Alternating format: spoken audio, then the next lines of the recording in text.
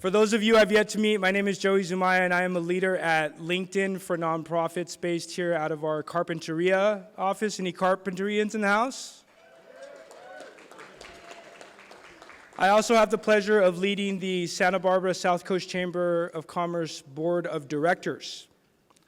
And it's a wonderful group of people that I'm very humbled to represent. If you had a chance to get to know any of them, you'll know exactly why I said that. So we are very excited and pleased to present the 2023 State of the City event, which I was just told this morning by Kristen is the largest event that we've ever had since we've merged the chambers. So a round of applause for all of you who have shown up. As the old adage goes, you cannot figure out how you're going to get to where you want to go until you figure out where you're at. And that is exactly what we're doing today by hearing from the leaders and the managers of all of the cities that we have the pleasure of living and operating in. The Chamber is very proud to connect business to government, which is a key part of our mission. And today we are pleased to present today's program in partnership with all three cities of the Chamber. This morning you're going to hear from Santa Barbara Mayor Randy Rouse and City Administrator Rebecca Bjork. So give them a round of applause. Goleta Mayor Paula Perotti and City Manager Robert Nisbet. Give them a round of a hand. And Carpinteria Mayor Al Clark and Assistant City Manager Michael Ramirez. Let's give them a round of applause here. Thank you all so much for coming. We hope you enjoy the program. And now it's my pleasure to introduce our CEO and President, Kristen Miller.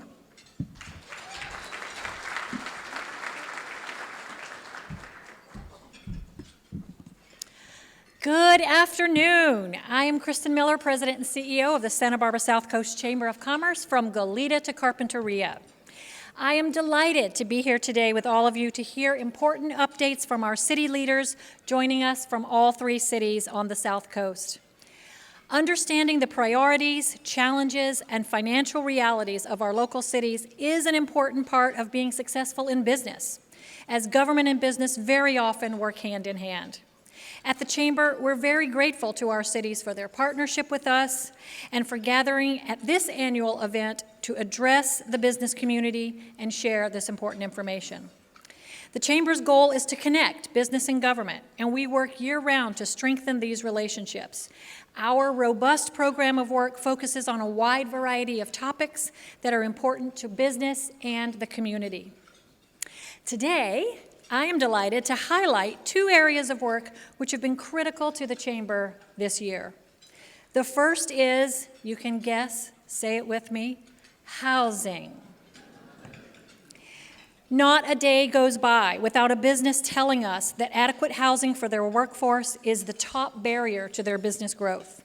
Access to a qualified workforce and housing for that workforce has been in the top 3 barriers to business on the South Coast for more than 2 decades. In recent years, the problem has gotten worse. We're facing a housing crisis due to years and years of not building enough housing. We cannot, as a region, ignore this any longer. Through concepts like employer-sponsored housing and expeditious support for new developments, the housing supply will increase, creating opportunities to meet demand and affordability. Our top 4 action items are to add housing downtown at Paseo Nuevo, redevelop La Cumbre Mall for housing, support a new neighborhood of housing in North County at Solomon Hills, and create an employer-sponsored consortium to provide employee housing for our workforce. Our call to action, I love it. Our call to action is to provide 10,000 units of housing by 2033. Our pledge is that these homes in these locations will solve our housing crisis. We are setting goalposts. Our list is somewhat different than the cities and counties' housing elements, and we firmly believe that it represents consensus and community support. Our ask is that you also take our pledge to support the housing plan and advocate for the vision that it sets. There are some copies like this, on your table. And there's a QR code that links to the living document on our website. So with that, may I have some applause for our road home?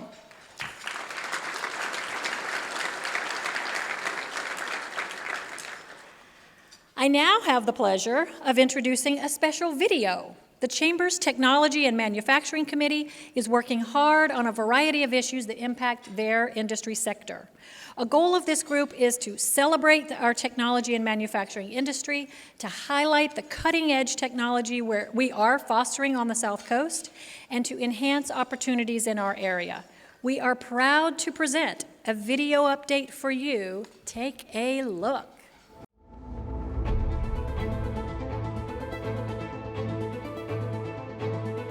This is Techtopia.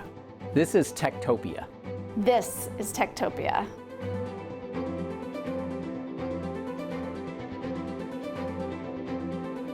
Most people who live here really don't know how much incredible high-tech manufacturing we have in our area. This is a world-class center for innovation, and the quality of entrepreneurship in our area is outstanding. Transform exists to displace silicon carbide in power applications devices. We're going to make those smaller and more efficient, and thereby save the world millions of kilowatt hours in wasted energy in those devices. Here at Google Quantum AI, we're on a mission to create an error-corrected quantum computer. This is a computer that allows us to use what is one of our best-known theories of Mother Nature, which is quantum mechanics, and actually explore a much richer space of computation. And with that computer, we're able to do computations that would otherwise be impossible for humanity. The Santa Barbara South Coast from Goleta to Carpinteria has a thriving industrial core on the coast in California. Scientists and innovators are creating the next generation of America's most innovative technologies. Goleta, California is the infrared capital of the world. Today there are many different infrared companies doing business in town. We are the #1 player in the commercial infrared industry, and we're one of the main players in the aerospace and defense industry as well. Agilent Technologies is proud to develop and manufacture high-quality diagnostic bioreagents. Our products help hospitals and research labs worldwide deliver diagnosis, including cancer, that can lead to more targeted treatments and better outcomes. LinkedIn is the world's largest online professional network. Very few people know that we have the largest production studios north of Burbank on the entire West Coast. Bega North America works endlessly to be the industry's premier provider of architectural outdoor lighting, controls, and furniture solutions. At Kyocera SLD Laser, our roots actually go back all the way to 2008 when we were founded as a startup company based on a gallium nitride technology that had been discovered at UC Santa Barbara. The UCSB NanoFab really has a high success rate, not just R&D at the university level, but also taking that R&D and those technologies and turning them into products that really affect people's lives. Bega being a part of the Carpinteria community has been amazing for the company to thrive. Where else would you want to bring customers, right? It's an incredible place. They get to partake in the local activities in Santa Barbara, Carpinteria, as well as come in and get training on our products. The workforce here is really dynamic, and we have a lot of committed people that enjoy living in the area. We stay here because of the continuing environment that we all want to live in, and the fact that we're able to work together with other companies like us in what is one of the most unique areas of the country. It's a great community. We're really happy to be here in terms of the talent that we have. And it's this wonderful blend of nature and science and great technology that I'm not really sure that exists anywhere else in the world. Between San Francisco and Los Angeles, nestled between the mountains and the Pacific Ocean, Goleta, Santa Barbara, and Carpinteria are home to startups and Fortune 500 companies. And our growing technology is changing the world. This is Techtopia.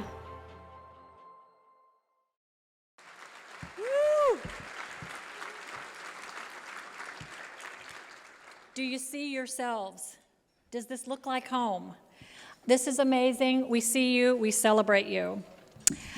We're excited to highlight the South Coast tech community in this way, and we want to give a special thank you to some of the people who helped put this together. Lure Digital, our amazing professional staff, and the business members in that video. Most of you are here today.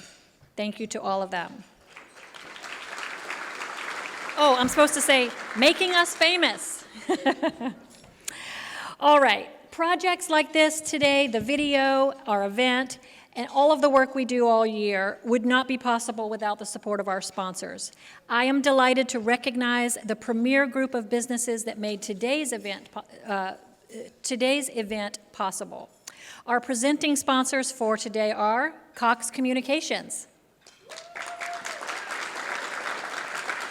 Bauer Large Archibald Spray, and Montecito Bank and Trust. You get to hear a few words from each of this group, and it's my pleasure to start by introducing Kirsten McLaughlin from Cox Communications. Come on up.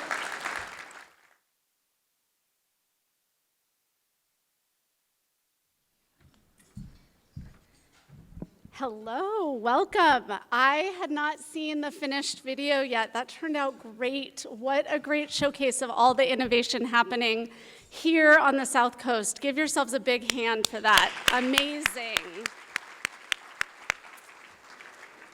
As Kristen said, I am Kirsten McLaughlin. I am the Market Vice President for Cox Communications here in Santa Barbara, and it is an honor to be with you all here today. All of you are South Coast business and community leaders who are driving all the innovation that we saw on the screen there. At Cox, we pride ourselves on creating connections for our customers, businesses, households, municipalities, schools, and nonprofits, to bring our community closer. We're continuously investing in our local infrastructure and services, as well as in the Santa Barbara South Coast community, that we are so grateful to live, work, and play in. That investment includes our network transformation to meet your technology needs today and for generations to come. We are currently in the middle of a $120 million network upgrade, backed by our state-of-the-art critical facility in Goleta, which powers our entire network in the area.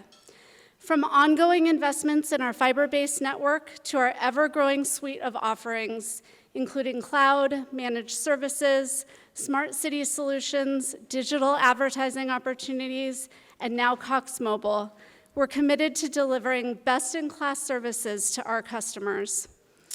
Cox serves our communities, but we also pride ourselves in investing in and being a part of those communities. With more focus than ever on digital equity, we take our role in bridging the digital divide seriously. We're so proud of the work we've done with so many local organizations who help us drive digital adoption and education and deliver services to underserved populations, including some of you who are in the room today. Michael Baker. We have 4 Cox Innovation Labs at the United Boys and Girls Club across the South Coast, providing free internet and devices to kids. Thank you, Michael. We work with Girls Inc. of Carpinteria and the Carpinteria School District to host low-cost internet sign-up events, and our long-standing collaboration with Partners in Education, whose Computers for Families program served as the model for our national Connect to Compete program, which is now the industry standard across the country. It's a privilege to work hand in hand with all of you on this critical work. We're also grateful to partner and collaborate with our cities. Thank you, Mayor Rouse, Mayor Perotti, and Mayor Clark, as well as all of our city staff who work so tirelessly on behalf of all of our communities. Thank you for your partnership and commitment to bridging the digital divide and your collaboration with our teams as we invest in our network and infrastructure to bring the technology of the future here to the South Coast. And in closing, a big thank you to the Chamber, Kristen and her staff for their incredible work on behalf of all of our businesses from Goleta to Carpinteria. Thank you all for being here today and for all you do for our wonderful community.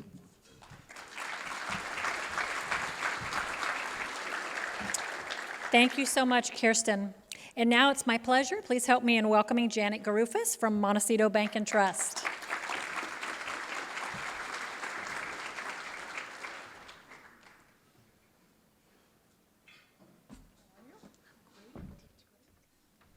Thank you, Kristen. Good afternoon, everybody. It's so great to see so many people in this room. It's been a long time since we've all been together inside.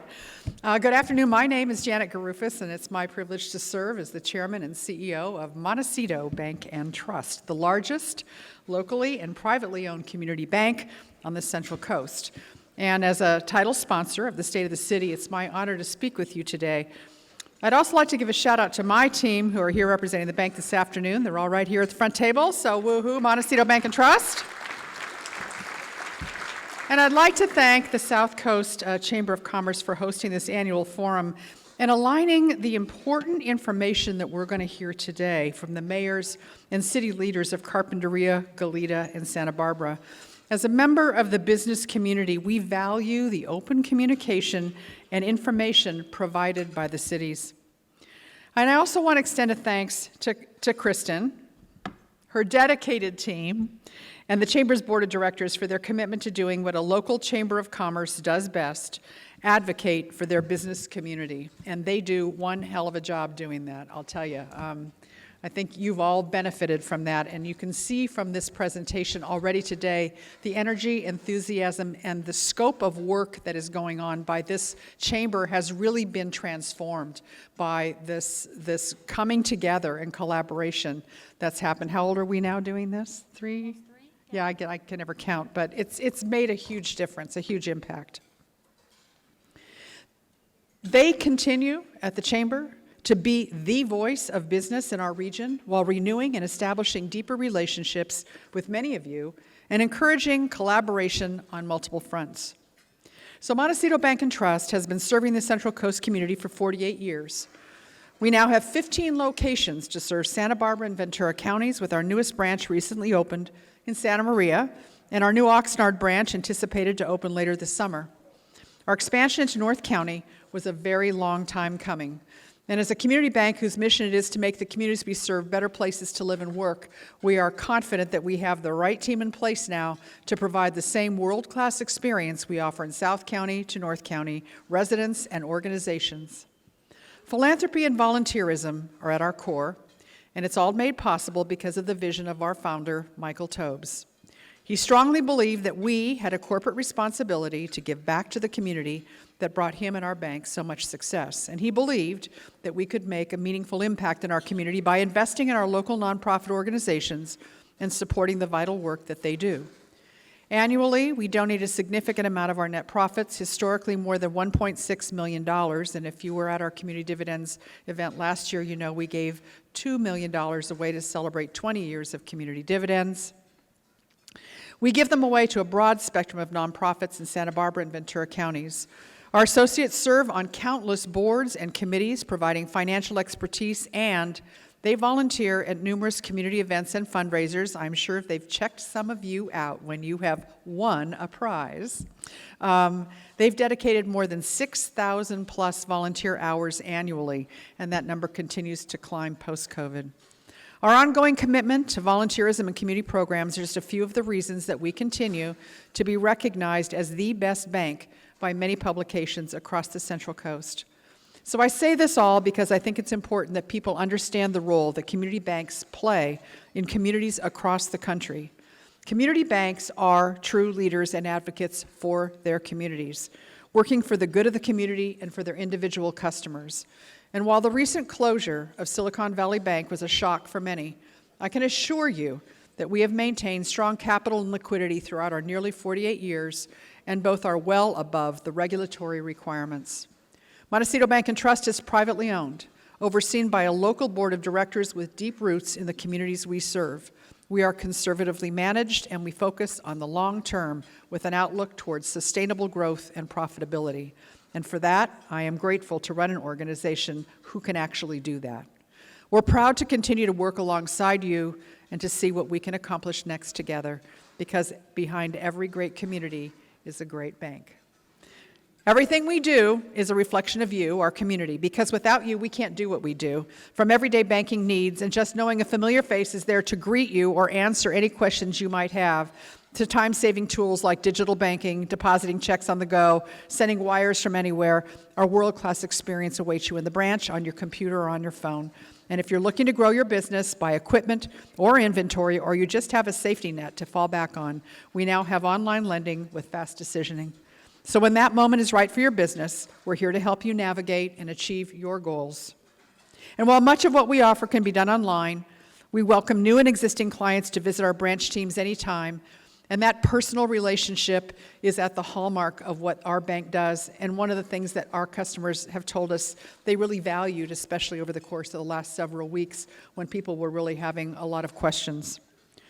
To those of you in this room who bank with Montecito Bank and Trust, I thank you for your loyalty, your patronage, and for inspiring our own associates to continue delivering the world-class experience that is synonymous with Montecito Bank and Trust. And if you're here, and if you haven't yet had the chance to see what Montecito Bank and Trust can do for you and for your business, I invite you to come and join our family and give us the opportunity to show you just what that partnership can look like. I thank you all for being here today, for supporting our Chamber of Commerce, and for being part of the fabric of this place we call paradise. Thank you so much.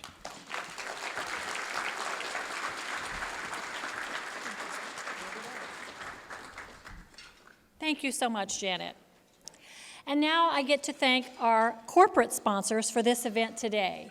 And this is an amazing list of businesses and associations who support everything we do all year, but particularly this coming together today of business and government.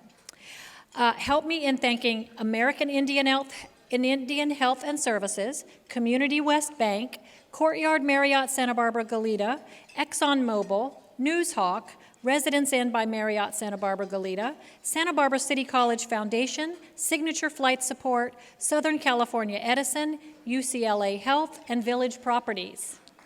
Woo, what a group.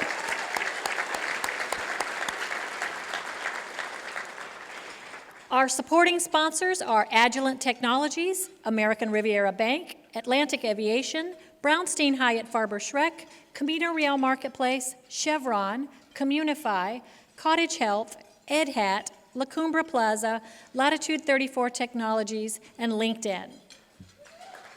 Woo. But there's more. Marburg Industries, Pacific Coast Business Times, Pacific Pipeline Company, Pacific Premier Bank, Red Tail Multifamily Land Development, Rusty's Pizza, Santa Barbara Airport, Santa Barbara Association of Realtors. You know we're only in the S's. Santa Barbara Independent, Santa Barbara Zoo, Southern California Gas, Southwest Airlines, Teledyne FLIR, the Ritz-Carlton Bacara, the Tobes Group, UC Santa Barbara, US Bank, and Work Zones. What an amazing list of our local businesses with their community at their heart. I would like to thank the Hilton Santa Barbara Beachfront Resort for having us at this beautiful location, Jay Farbman for making us look good in photos, Pour Lamar Nursery for the beautiful centerpieces, and Encore Audio Visual. Thank you to all of them. Now, part of what's amazing today is all of you here, more than 400 of you, and so many elected officials in the room, not only here to speak, but also to network with you and hear the messages. So please let me recognize our elected officials in the room, and we will hold your applause for each group. Mayor, from the City of Goleta, Mayor Paula Perotti, Council Member Stuart Kasdan, Council Member James Carriaca. I forgot to ask you all to stand. Council Member Luz Reyes Martin. And now a clap for them. And if you would also stand, from the City of Carpinteria, Mayor Al Clark, Vice Mayor Natalia Alarcon, Council Member Wade Nomura, and Council Member Monica Solorzano. Looking good, you cities, looking good. From the City of Santa Barbara, please stand, Mayor Randy Rouse, Mayor Pro Tem Megan Harmon, Council Member Eric Friedman, Council Member Oscar Gutierrez, Council Member Alejandra Gutierrez, and Council Member Kristen Snedden. These are your elected leaders. From the County of Santa Barbara, I'd like to recognize 1st District Supervisor Doss Williams, 2nd District Supervisor Laura Capps, and 3rd District Supervisor Joan Hartman. And thank you all for rushing in after the SBCAG meeting. From Congressman Salud Carbajal's office, Esmeralda Estrada and Diana Villanueva. From Senator Monique Lamone's office, let me do a group, and you guys stand. Benjamin Peterson and Stephanie Ramirez. Our Isla Vista Community Services District Board President, Marcos Aguilar. Our Santa Barbara Unified School District President, Wendy Sims Moten. Our Goleta Unified School Board member, Ethan Bertrand. Goleta West Sanitary District President, Eva Turenchalk. And Santa Barbara City College Board of Trustees, Jonathan Aboud. Clap for these hard-working people. We appreciate you. Without further ado, it is my pleasure to begin our program for State of the City. And to kick this off, we're going to hear from each of our mayors. So it is my great pleasure to introduce the mayor of the City of Santa Barbara, Randy Rouse. Come on up.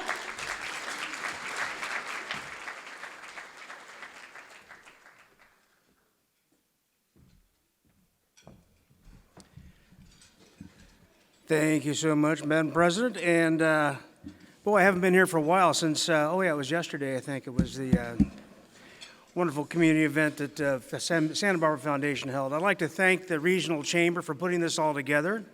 I'd also like to recognize my wife, Janet, who's going to sit through yet another one of my public speeches. She's right over here. So, I am Santa Barbara Mayor Randy Rouse, and I'm really pleased to be able to address you today about what's going on with the City of Santa Barbara.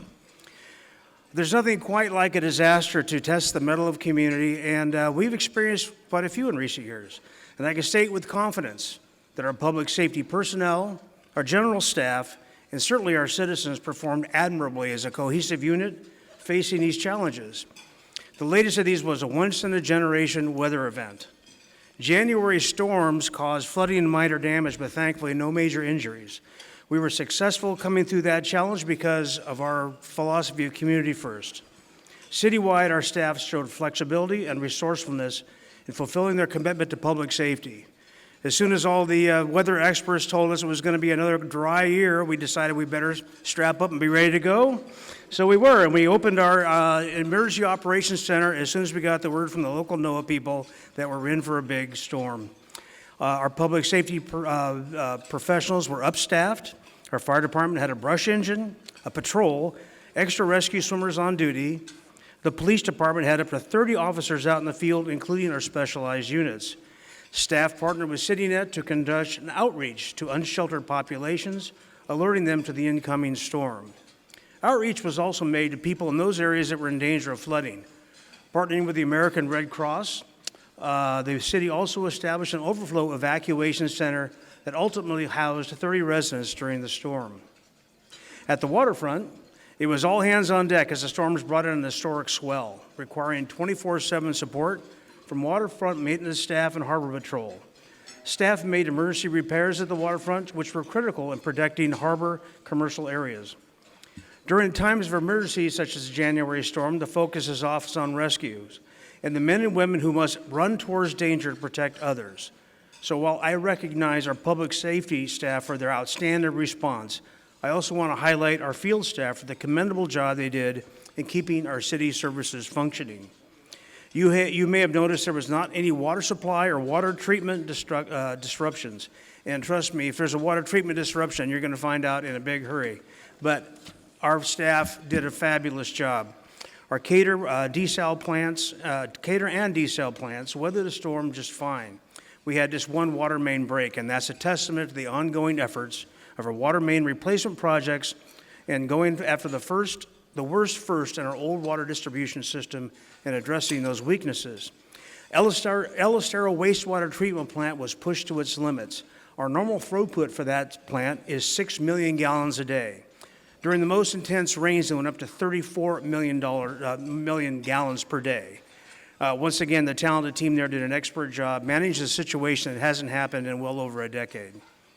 Elsewhere, our field teams were out checking on creek and storm drain systems, removing debris, and ensuring roads and bridges within the city limits remain clear and structurally sound. And while the rain poured and the wind howled, there were men and women on top of roofs, fixing leaks, clearing debris at city facilities to prevent major damages from occurring. Our forestry crew worked around the clock to sandbag recreation facilities and close parks with trees in danger of falling. But it didn't stop there. As we turned our attention to recovery, there was woody debris and trash at city beaches needing removal. That work is ongoing. Park crews also had to dig out from our mud and tennis courts. Dig out the tennis courts and mud is what I wanted to say. And playgrounds, and work with tree crews to address and remove the many majestic, mature trees that were lost to the wind and the rain. And they continue to work on those projects.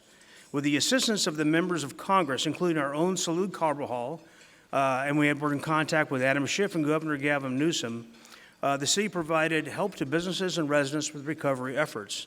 City staff created a web page to house links to local resources and coordinated with local partners to create an in-person bilingual local assistance center at the East Side Library to determine the most pressing community needs and to connect people with resources, services, and information. In all, the fire department responded to 110 calls for service, and the police department answered 160 storm-related calls, along with the 241 regular calls for service. Waterfront staff lobbied the Army Corps and has successfully got the emergency harbor dredging within 3 weeks to get the commercial fisheries up and back to work. And the waterfront used reserves of $2.5 million in storm recovery and cleanup efforts. Staff is currently working with the federal and state reimbursement agencies for storm-related expenses. A fantastic response by all, and a timely one as well. Switching gears, we recently had the pleasure of watching the USS Santa Barbara, a littoral class ship, sail through our waters on its way to being commissioned. On April 1st, we traveled to Port Hueneme to christen the USS Santa Barbara. The Santa Barbara Navy League was integral in planning and executing the ceremony, and I had the honor of presenting a proclamation of the ship's captain at the ceremony. So it has been clear skies lately, but the extraordinary rainfall this winter brought some great news as well. It delivered welcome water to many park areas where important turf renovation is underway, such as Alameda Park, which you've seen fenced off. And that rejuvenated turf will make our parks much more special this spring and summer. The rains have also repeatedly prompted questions about where we are with our water supply. Well, because of the rain, along with the city's investment in a diverse water supply portfolio, the city is well positioned to meet our needs for at least the next 3 years, even if we find ourselves again in facing extreme drought conditions. In all of Southern California, the city is top on the list in terms of water conservation, and we continue to uphold our commitment to making water conservation a way of life. Conservation, along with the operation of our recycled water system and desal plant, is important in providing the city with a resilient water supply that meets the needs of this community, even as we confront a changing climate. And speaking of climate, we continue to make strides with our environmental conservation efforts. We're proud to have created a brand new sustainability and resilience department dedicated to guiding the city towards these goals. We developed the Together to Zero, a carbon neutrality action plan that sets the goals of carbon neutrality by 2035. We've established several programs to reach that goal. The Santa Barbara Clean Energy programs aim to decarbonize vehicles and buildings. By providing clean electricity at competitive rates, the city is helping Santa Barbara and residential business customers to effortlessly and dramatically reduce their carbon footprint and environmental impact. Discounted EV permits allow residents and businesses to park and charge their vehicles 24 hours a day, and we've incorporated hybrid and electric vehicles into our fleet as well. We've implemented the highest priority actions identified in our Sea Level Rise Adaptation Program, which identifies areas of the city potentially vulnerable to rising sea levels and recommends the actions the city can take to adapt over time. An expanded Clean Santa Barbara suite of services and programs addresses litter, abandoned waste, and encampment cleanups. Another resource we have that benefits all our community is the Santa Barbara Public Library, providing a wide range of services to families, students, job seekers, and anyone needing the assistance in finding the support they need. A $9 million project to improve the library and as the outdoor plaza is among the $1.5 billion in projects in the recently adapted 5-year capital improvement program. And because of Measure C funding, we've been able to catch up with years of the much needed maintenance and infrastructure projects. Any of you guys that had a hard time getting here today, you're welcome for all the road obstructions there were. In addition to the Central Library Plaza, other projects in the work include the De La Guerra Plaza renovation. The Desal Link project is substantially complete, and has been final design developed on both a new police station and Dwight Murphy Field renovation. Salute Carball, by the way, helped out with $1.5 million getting that for us for the Dwight Murphy Field renovation recently. Our downtown area is vibrant and humming as we collaborate with the community to create state. Through this effort, we will create a master plan for State Street, providing an attractive place to shop, dine, and stroll. To enhance our cleaning efforts, we've slurried State Street and provided additional lighting, daily litter removal, and regular pressure washing to help keep the State Street promenade attractive and safe. Design standards for the appearance of outdoor business facilities are in place, and soon usage fees from the State Street businesses will help ongoing maintenance. Citizen and authorized social service contractors and police officers work cooperatively to conduct outreach and regular neighborhood walks, and we talk to businesses, talk to citizens, and maintain a constant presence. We've expanded our homeless outreach services from weekdays to evenings and weekends throughout the downtown corridor and waterfront. Our downtown ambassadors continue to work closely with our police department, business owners, and nonprofit social service organizations to provide the hospitality services to locals, as well as resources for our unhoused population. And these non-sworn forces act as a multiplier for our police department. The police department's productive approach to community policing continues with its VIP, or Volunteers in Policing program, that puts more safety presence on the streets. The department is also committed to employing de-escalation tactics to continue to ensure the philosophy is included in our training and hiring practices. As hiring continues to be a challenge, as it is nationwide for police departments, the Santa Barbara Police Department is currently working with local schools to define pathways from education to career, providing the chance for those who live here to stay here and have tremendous career opportunities. In many ways, we are trying to make it easier for the public to engage and communicate with the city.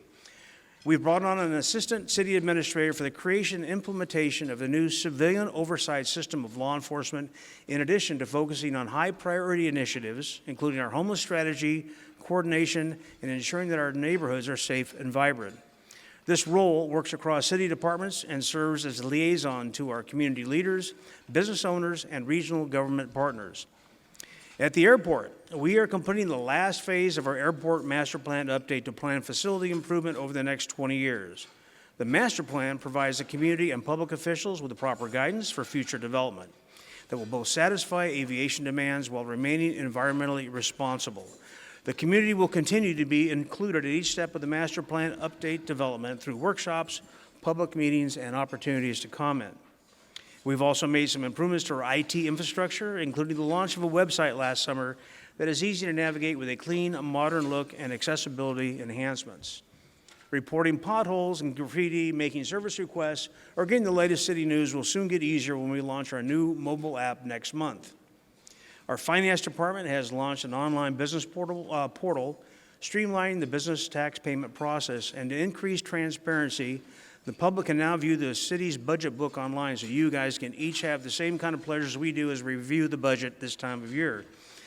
For residents interested in accessory dwelling units, or ADUs, information is a click away. Our community development department has a dedicated webpage that offers project guidance, FAQs, checklists, and handouts, a map of pending and permitted ADUs, and the ability to schedule a free consultation with an ADU expert by Zoom or by email. We're leading the way on streamlining and permitting on residential projects, including commercial. Building on demand permits are issued immediately online. Applicants can get permits for things like underground gas, water service, home electrical panels, water heaters, or HVAC replacements, and expedited solar systems that have battery energy storage. And our goal is to make things more expeditious, understandable, and customer-friendly for both business and residents. Providing enough affordable housing is a challenge for many cities right now, and we continue to work hard towards various solutions, and we've become a leader in the state when it comes to ADUs. This year, the City Council adopted amendments to that ordinance to comply with changes in state law and adopt new standards to facilitate production of ADUs. As of February 2023, 422 ADUs have been constructed, 237 have been issued a building permit, and 267 are pending permits. And from trail cleanups to restoring popular attractions like Thousand Steps, the Parks and Recreation staff has made Santa Barbara a beautiful place to live and play. Construction of the Andre Clark Bird Refuge Restoration Project was completed earlier this year. That project included replacement of the Weir Gate at Cabrillo Boulevard with an improved design, construction of a bioswale at the municipal tennis courts on Old Coast Highway, a restoration of habitat around the lake with the installation of native plants and trees, and the restoration of the dune and salt marsh habitats at the mouth of the bird refuge at East Beach. The 42-acre park on East Cabrillo Boulevard is now an attractive and welcoming gateway to our community. Before I close, I'd like to leave you with a little summary of the beauty and resiliency that defines our community. We are Santa Barbara, from the Granada to the Libero, Milpas to the Mesa, San Andreas to San Roque. Enjoy the ocean's bounty, a stroll down Coast Village, or gaze off to the Pacific towards a magnificent sunset. Explore our wild side and rediscover your inner child. Here, you can expand your mind and broaden your horizons. Make the world a better place or embrace your entrepreneurial spirit. Where high-tech meets low-key. We follow our board meetings with board meetings.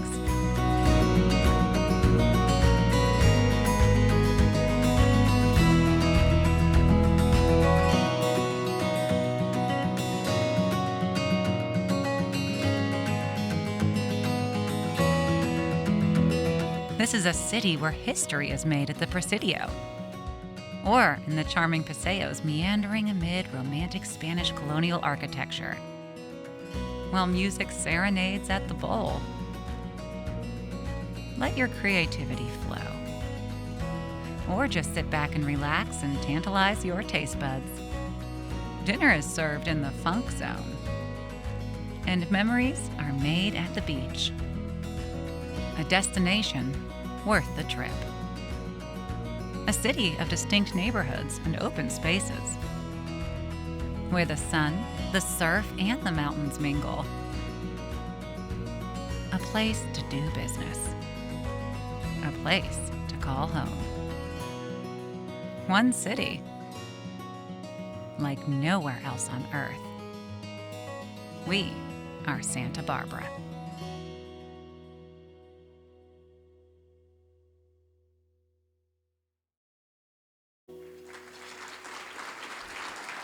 All right.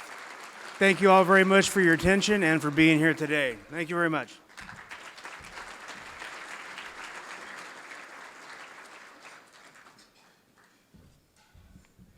Everybody's bringing their A game with the videos today, so no pressure if you didn't bring one. Thank you, Mayor Rouse. Very informative. And now please help me welcome our City of Goleta Mayor Paula Perotti.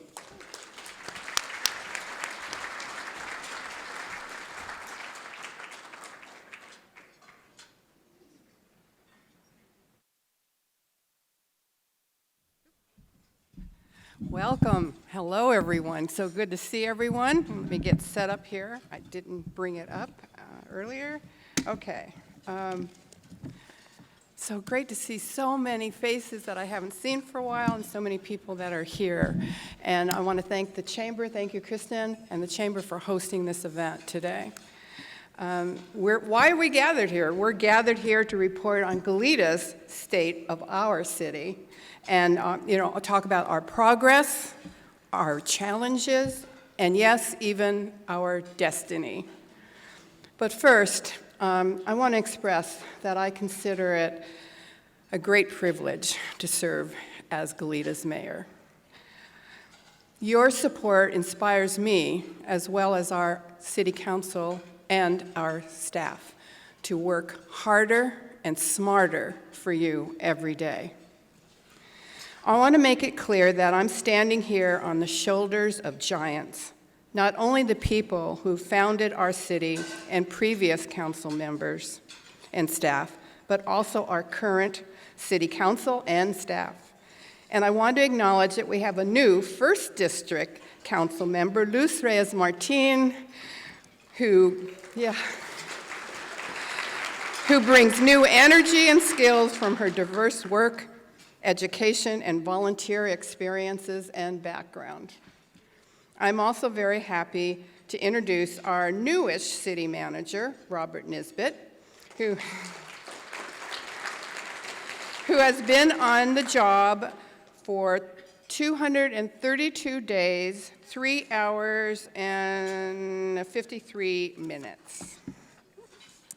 During most of our waking and subconscious moments, we're aware of the awesome responsibility you have placed on us to make sure that the state of our city is strong and getting stronger. And today, I'm happy to report that thanks to your support, the state of our city is strong, very, very strong indeed. You might be thinking, well, how does Paula know that the state of the city is so darn strong? The answer is similar to how my doctor relies on my vital signs: my pulse, my cholesterol level, my blood pressure, and even the amount of chocolate in my system. So too, I look to some of our city's key vital signs, the ones you ask me about whenever we meet in formal and informal settings. I'll highlight some of these vital signs today, and you'll also be able to get more and richer details from our new city manager. The first vital sign of the state of our city that I want to talk about is public health and safety. I think we can all agree that one of, if not the, most important role of government is to keep our residents, businesses, and visitors safe. And while safety from crime and fire are very high on our list, the recent COVID pandemic, rains, flooding, and mudslides are all good reminders that we must think of public health and safety in a broader way.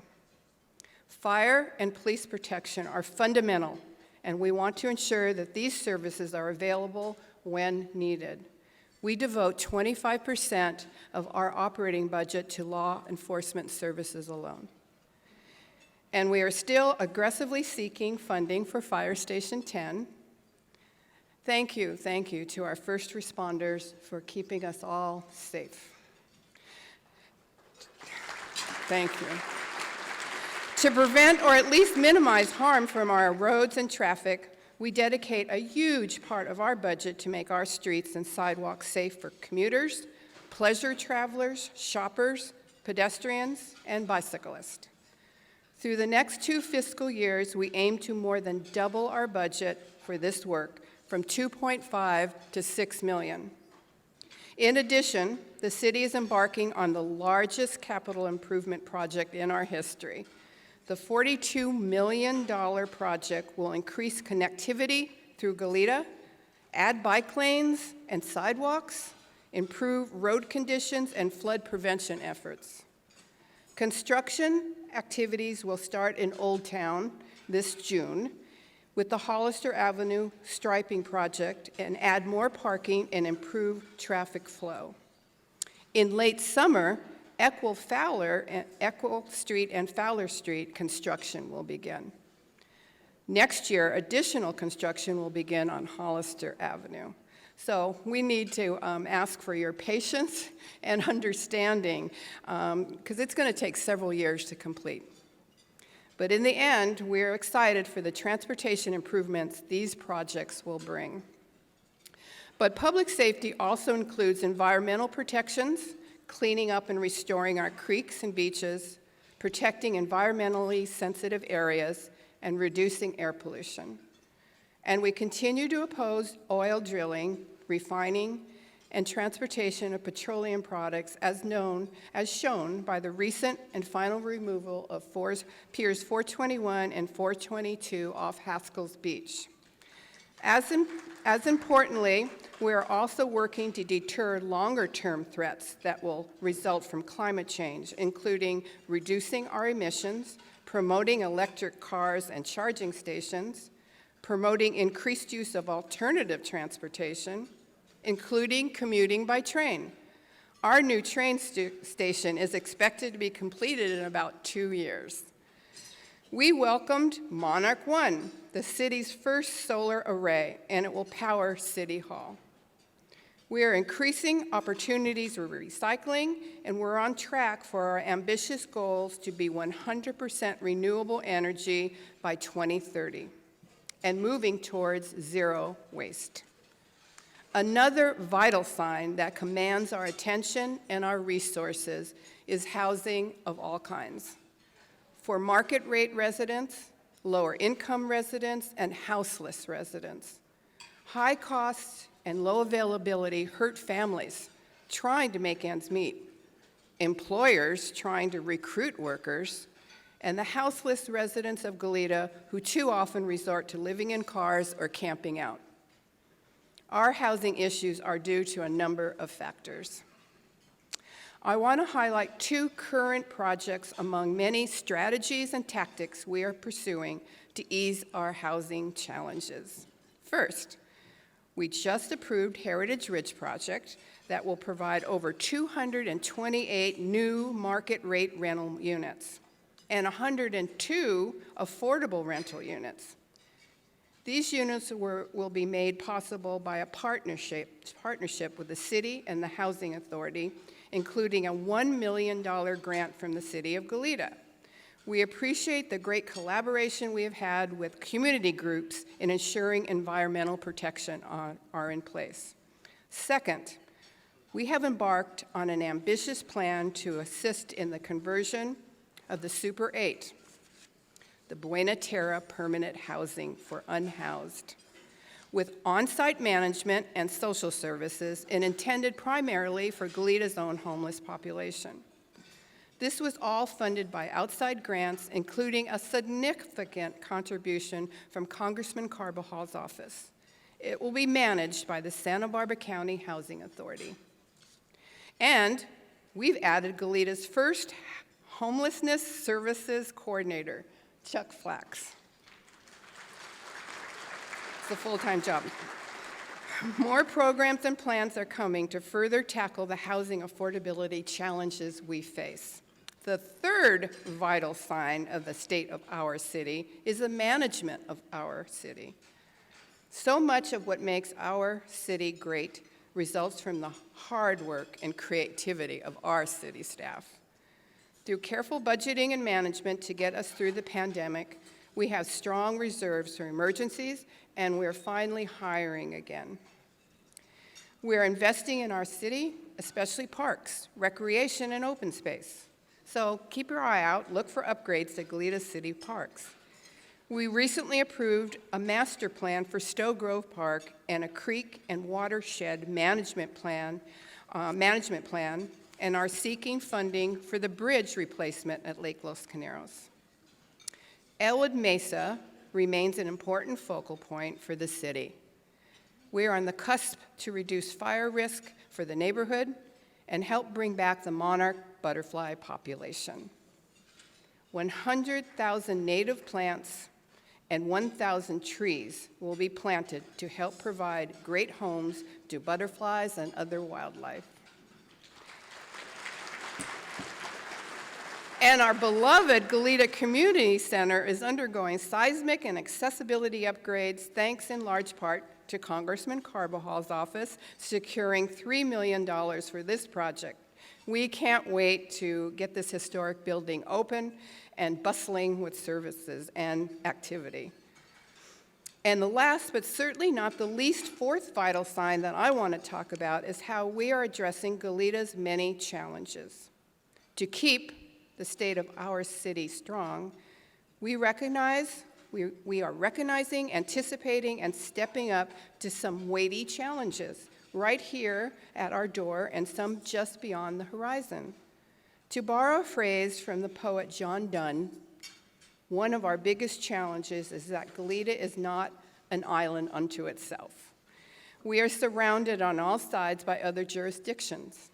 The city of Santa Barbara's airport, Santa Barbara County lands on all sides, including Isla Vista, Goleta Beach, Gaviota, and the Goleta Valley. The state of California with UCSB and the Coastal Commission, Caltrans with the 101, and the U.S. government with the nearby National Forest. Our challenge is to respect these jurisdictions, gain their respect, by vigorously representing and advocating for our city's interests.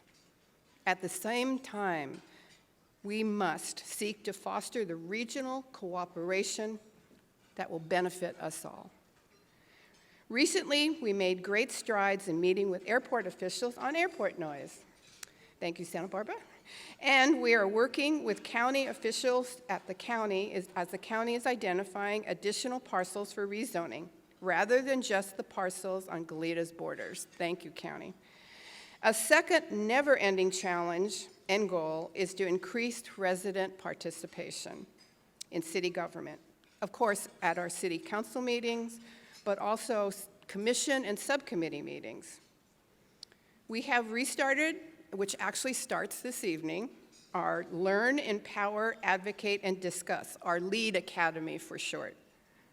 It's designed to help community members better understand the role that government plays so that they can effectively participate, share their knowledge with others, and hopefully even consider a future role in city governance. We provide multiple notices in English and in Spanish, and we continue to rely on our Public Engagement Commission for its recommendations on how we can do a better job of engaging the public in city affairs and governance. Economic development is a vital goal for the city. The city is working on an economic development strategic plan that will be adopted in June. It will outline strategies aimed at creating a sustainable Goleta economy that will be equitable for all. And our broader efforts in certain areas strongly support our economy, even in direct ways. As you know, when people determine whether and how much they want to shop, work, and play here, they also take into consideration the city's vital signs I've been talking about today. They want safety, housing that's affordable, city services that nurture families and businesses, good roads, great places to play and exercise, and a city that anticipates and works on regional issues such as water and transportation. Our work in these areas have kept and will keep our economic engine humming. I must say that perhaps our greatest challenge was well articulated by a nice young man from Minnesota in 1964 in his song, "The Times They Are A-Changin'." And wow, are the times ever changing.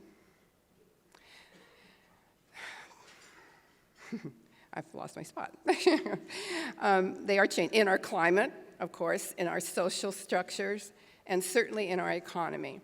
Buying and work habits are changing, with more people shopping online than in local stores, more people working at home than in office buildings, and more people getting information online than from local newspapers.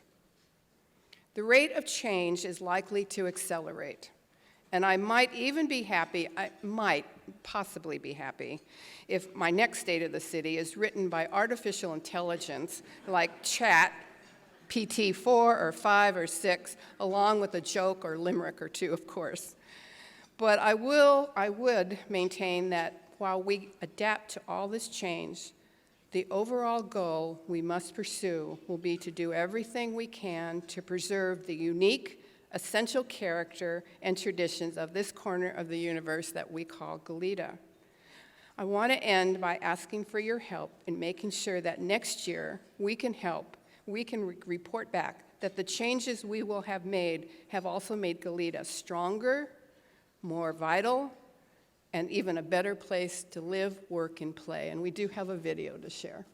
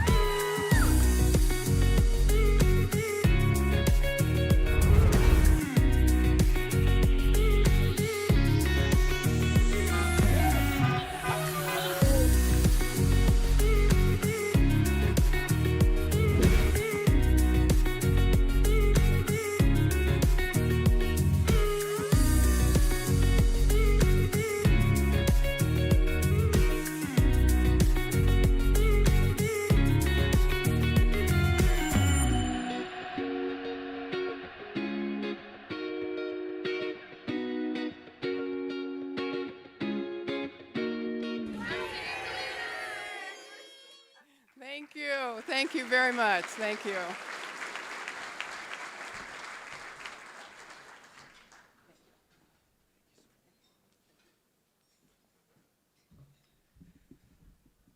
Thank you, Mayor Perotti. Don't you love how those videos look like a commercial for a festival at a resort?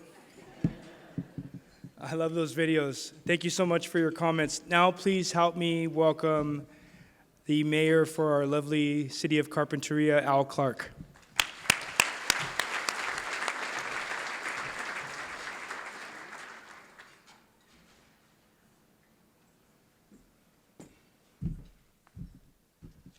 Good afternoon, and thanks for coming out this afternoon.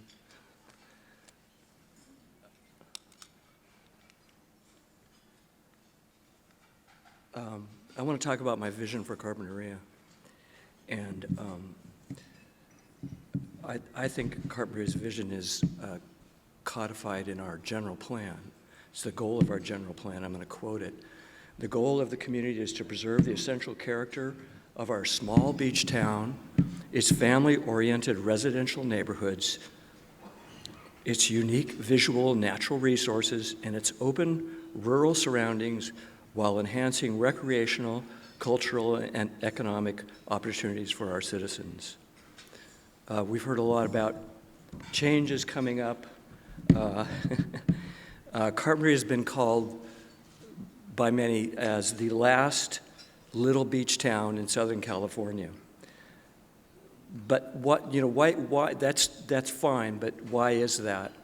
What makes Carpinteria? Why has Carpinteria succeeded where other beach towns have failed? And I could name a handful of them. Based on my interpretation of the general plan goal that I just read, I believe that Carpinteria's success is based on three main strengths, and those are the environment. Number one, the environment in which we find ourselves is a place of spectacular, tranquil beauty. It is a small area, a narrow strip of real estate between the ocean and the mountains. We're much narrower than Goleta and Santa Barbara. And we have views to the mountains and the oceans. And we also have, you can be in places where there are views to both the ocean and the mountains at the same time. The city border is bounded by an urban-rural boundary that separates our urban area from green agriculture out in the Carpinteria Valley. There are many places for passive and active recreation in the open spaces of Carpinteria, such as surfing at a world-class surfing spot, which I shall not name because we don't want it to get overcrowded. Walks on the clean beaches or hikes in the mountains, visit our natural creek, visit the harbor seal rookery, or our salt marsh and our many parks at our cute little downtown. The environment is so important in Carpinteria. It is why people want to come to visit and why people want to live in Carpinteria.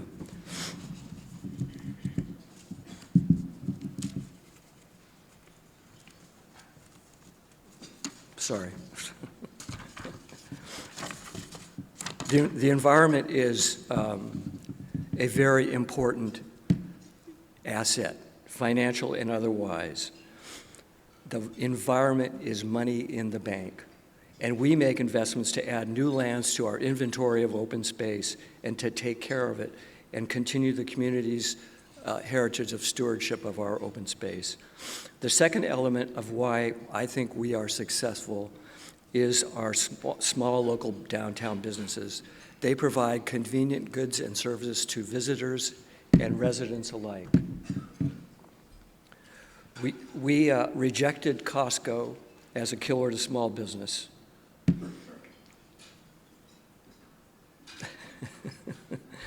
We also made an ordinance to restrict big box stores, and we're working now on an ordinance to do a restriction on formula stores. We've seen the data that shows how much more money is retained by small local businesses in the community than with chain stores. It's quite dramatic. We keep our downtown to 1 or 2 stories, and you can see the mountains and the ocean from our main street, Linden Avenue, and the sunshine pours in. The third element is the very people who live in Carpinteria. We are a tourist economy, yes, but we are also a community of residents. The citizens are very active in helping to, volunteering to help each other and to help the town and the environment, and they also participate in government. And there's a back fence over the communication system that works faster than any media. We continue to develop recreational social activities that help people, and we need to further cultivate vital communication with our residents to know their priorities. I feel government needs to be transparent and democratic, and power should be shared across political lines and demographic lines.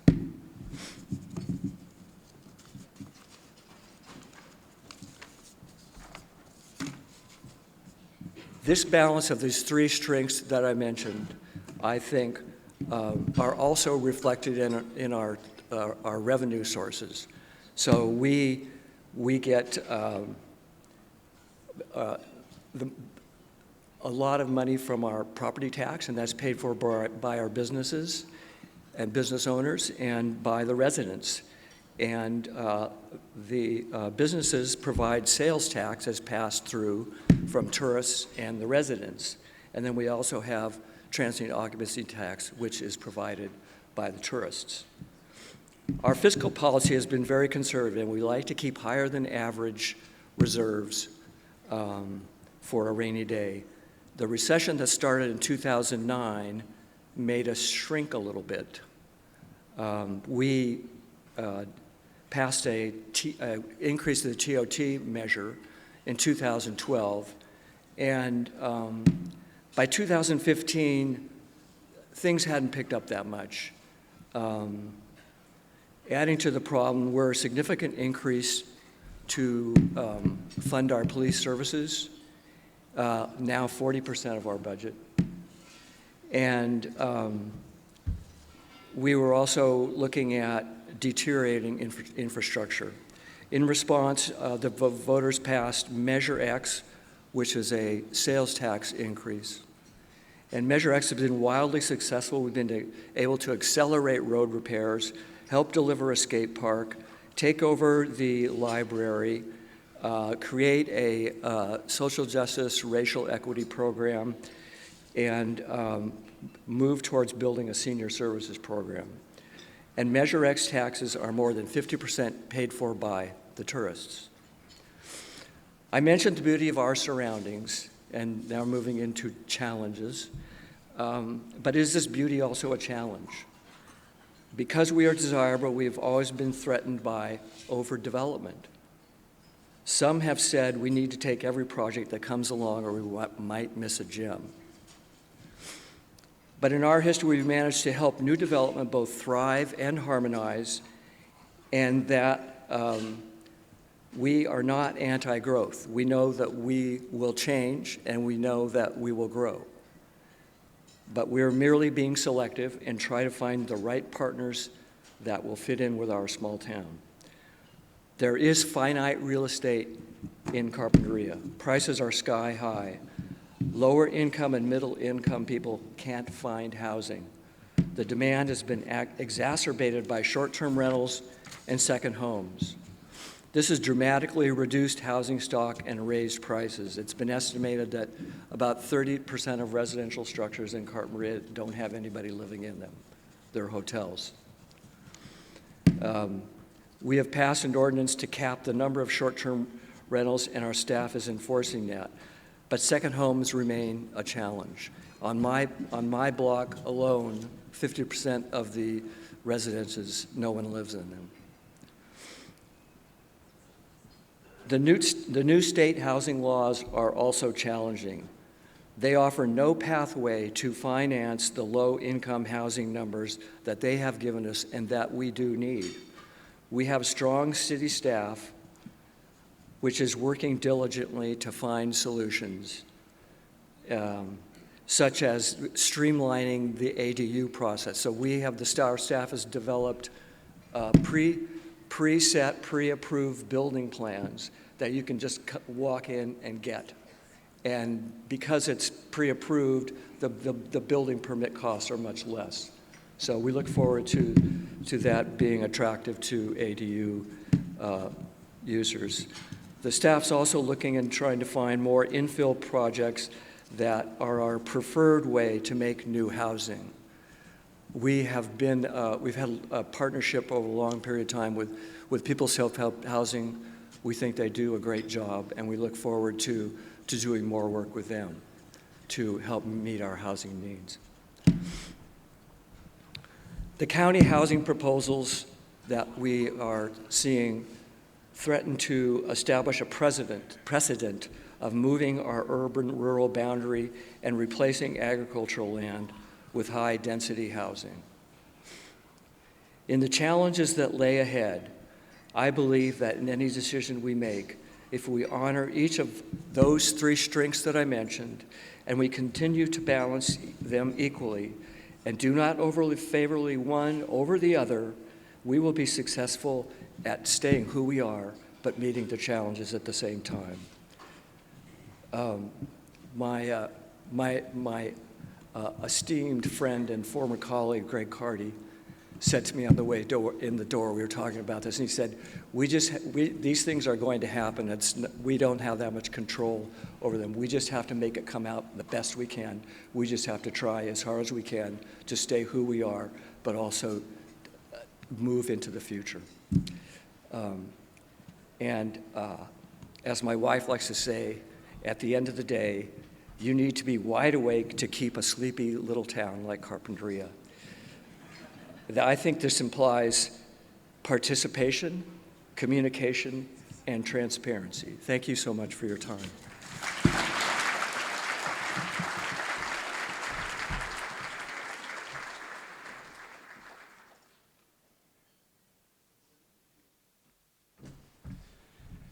All right, now I would like to welcome one of our presenting sponsors and a good friend of mine, Father Large, Archibald Spray, Trevor Larch.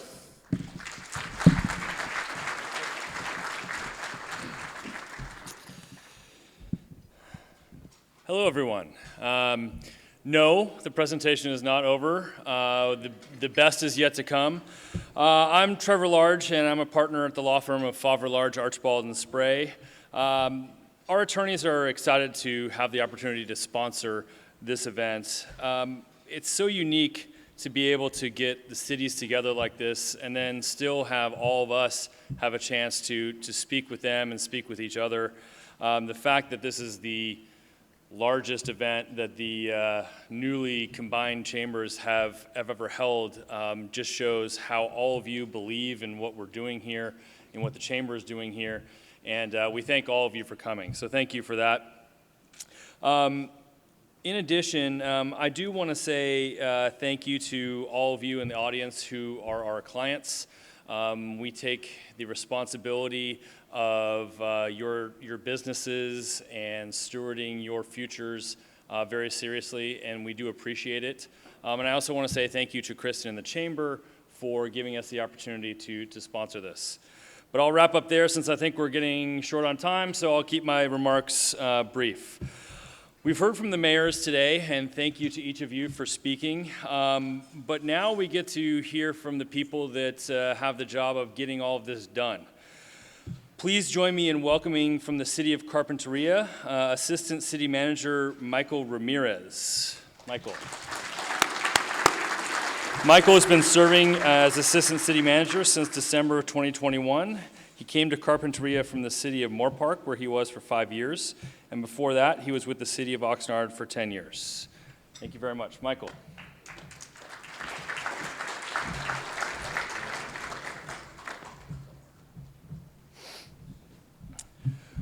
All right, we are also pleased to welcome Goleta's new city manager, Robert Nisbet. Robert joined the city in September of 2022 and brings more than 28 years of professional management experience to his new role, including 4 years as the city manager of Half Moon Bay.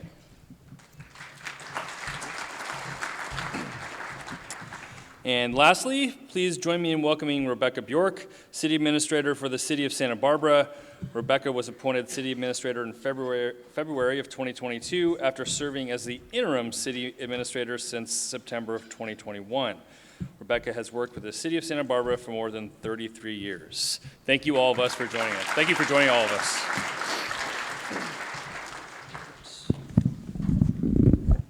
Sorry.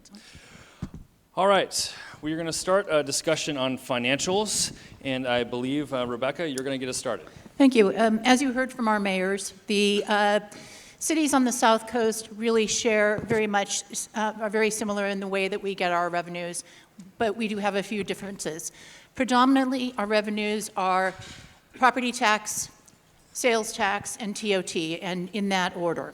Some of us we all have a sales tax augmentation. We all have the same level of TOT, and they tend to rise and fall across the region in a pretty similar manner. So there's really not a lot of difference to the way that we're performing as a region for our taxes right now. You probably know that income tax goes to the state and mostly to the, a good portion of it goes to fund our schools. So those are our basic tax measures. We have had 2 really spectacular years for TOT and sales tax, although we are now starting to see those flatten a little bit. And that, I think that's an experience that you're all seeing, the very cold, wet winter that really did wonders for our water supplies did not do wonders for our tourism, and we're seeing the effects of that. But as you can see from our slides, we also have fairly similar general fund revenues. We all have other sources of revenues. We have a significant source of fees for service that we recover from things like building permits, recreation programs, and those kinds of things. But short of that, that's pretty much where we are in terms of revenue. Thank you, and I'll turn to you, Robert, if you want to add anything on city revenue. Thank you, Trevor. And thanks again for the Chamber for putting this on. What an incredible event. Interesting to hear, biggest event Chamber's ever put on.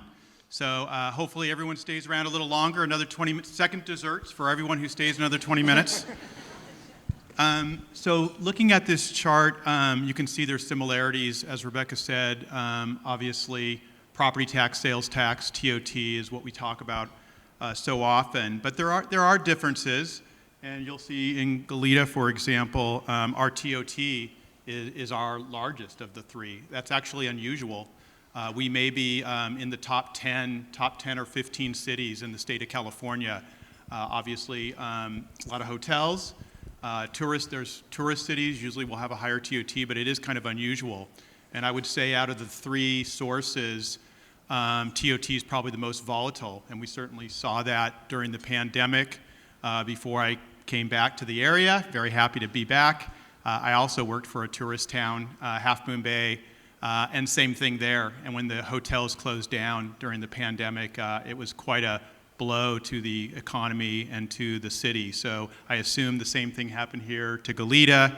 But what we have seen coming out of the pandemic is TOT kind of bounced back, which a lot of people didn't predict. But we'll get more into that in a second. Thank you. And Michael, do you want to update us on Carpinteria? Yeah, absolutely. Oh, a little bit louder there. First of all, I'm the newbie up here, and I tried to fit everything I know on these cards, and I didn't know we could bring binders. And then so when I saw Robert's, I'm cheating, and I can't see the screen, so I should have wrote some of these numbers down. So our top 3 are, like were mentioned, sales, property tax, TOT. As far as a percentage of our revenues, it's about 81%. But if you take out the ARPA funding, it's more about 88%, which is normal for us. You know, historically, our sales tax, a unique thing is that it's based on our small businesses serving our community as much as the tourists. It's actually pretty balanced. And a lot of that comes from grocery stores and gas stations, which are pretty inflation-proof, which help us to stabilize.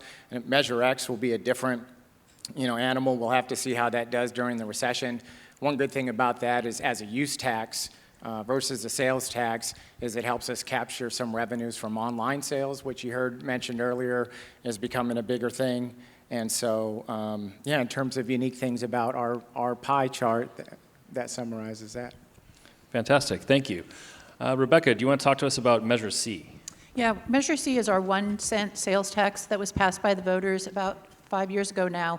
Generates about, this last year it's generated about $31 million. The council has adopted a resolution that uses that money for capital projects and other one-time expenses. It is not we do not use that to offset salaries. It was driven by our need to reinvest in our community. Our roads and buildings were literally falling apart.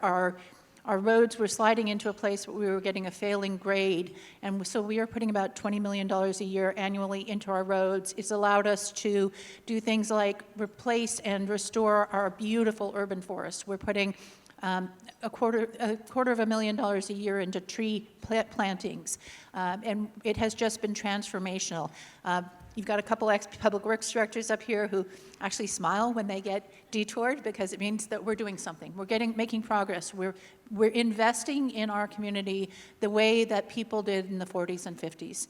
And it's really wonderful to see the transformations. Those of you who have been able to go to our beautiful Cabrillo Pavilion will have seen the effects of reinvesting in that absolutely marvelous building, all of which would not have been possible without Measure C. We also use Measure C to help us with some of our homeless response issues, and we are in the coming year proposing to spend about $500,000 for a navigation center, especially as the day center on Upper State Street is going to be out of service for a time, making sure that we have a place for services for those who are in need and trying to find help. Thank you. Michael, you touched on this briefly, but do you want to expand a little more on Measure X? Yeah, it's our second largest revenue stream, and currently projected for this year, it's about 3.96 compared to last year's about 3.98. It's a slight decrease, which is it's still really good because as I was reading articles on when this was a ballot measure, I think we were aiming for 2.3. Right, so it's not a bad problem, but it's definitely flattening, and that'll be a common theme through a lot of these responses here on how we're dealing with things. In terms of what it's funding and what we're excited about, the municipal library, which our mayor mentioned, Rebecca just touched on streets and pavement maintenance projects, or I think relative to you all, probably small, but for us, $3 million that we expect to redo again was a big deal. And then also, you also heard earlier is the rising cost of public safety that Measure X is helping us to manage. So, great, thank you. All right, Robert, do you want to talk to us about the trends for the 10-year general fund?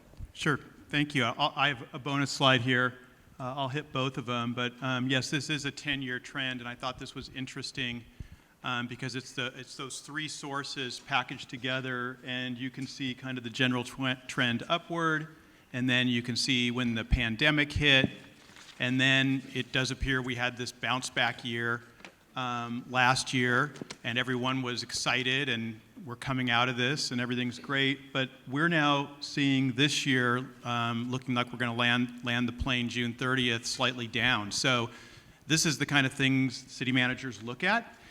We advise our council about, and you've heard from the mayors already that there's optimism, but there's challenges as well, and there's a cautiousness, I think, because again, coming out of this pandemic, it was last year an aberration, or is this year an aberration? We really don't know. So we're going into next year, and we'll be bringing our budget forward soon, our recommended budget to the council, being fairly cautious. We were kind of excited last year; things seemed good. But I look at a graph like this, and I'm a little concerned that we might be hitting a downturn. So that's the bad news. Good news, if you could switch the slide, we followed in Santa Barbara and Carpinteria's footsteps, and we also put a 1 cent sales tax measure on the ballot last year. All that good work happened before I got here. I can take no credit, but it did pass with 64% voting for it. And so that's the good news. And this chart doesn't show too much, but the revenue does not start coming in until January 1st of 2024, so we will only get 6 months the first year. But certainly we're planning ahead, and we'll be doing the same kind of things that the City of Santa Barbara and Carpinteria did, and using those funds as part of a larger general fund, hopefully, to meet the priorities of the council and the community. Thank you. All right, so we've talked about the revenue side. Let's touch on the city expenses. And Michael, let's go ahead and start with you. Yeah, so our two biggest expenses are public safety and personnel. Those percentages, I think the mayor said 40 for public safety, and depending on whether you include transfers in and subsidies, those numbers change, but it's over 50% when you count for personnel and public safety. And those rates are the cost of those two things are raising even higher than inflation. So usually you have these ups and downs, and they stay in alignment, and the issue becomes when they come out of alignment. And personnel is a double-edged sword. I'm talking to a bunch of business people who realize the importance of investing and how that starts in your people, because for those of us that have had these delayed projects, people help get projects done, and when you're having to limit personnel and you're not getting the projects done, they cost a heck of a lot more than the next year. And so there's a lot of money that you get by investing in your personnel. We also have, we have some lean teams that we're working on as you start to try to be more efficient. And when your teams are lean, as many of the people in this room, your plates are full, you're doing a couple, 2, 3 different jobs, and then there's opportunities that you miss, whether those are grant opportunities and other abilities for your city. And then also, I'm sure everyone up here is going to talk about this, but the recruitment and retention issue and keeping up with the market is difficult, but it's something that we have to address, because it costs more to continually go out to recruit. It costs more to use consultants in their place. And so, in terms of expenses, those two categories impact us greatly. And then I did want to talk about the other side, because I thought it was interesting. 102,000 is a lot to me, and it averaged out to 0% on our chart, which I'd like a 0% raise, Mayor, if I could. And we have things just like our pool. Natural gas went up, and our maintenance of our pool went up by about 73%. And it may seem like a drop in a bucket to a $21 million budget, but when it comes to programs and people, that means a lot. It can mean the difference between a program or having a person on, so it's important. Thank you. Rebecca. So much like Carpinteria, our biggest expense is salaries. We are a full-service city. We do not have contract services, so all of our police, fire are provided by city employees, and that's a difference between us and our two neighbors. We also have struggled, as everyone else, to recruit, retain.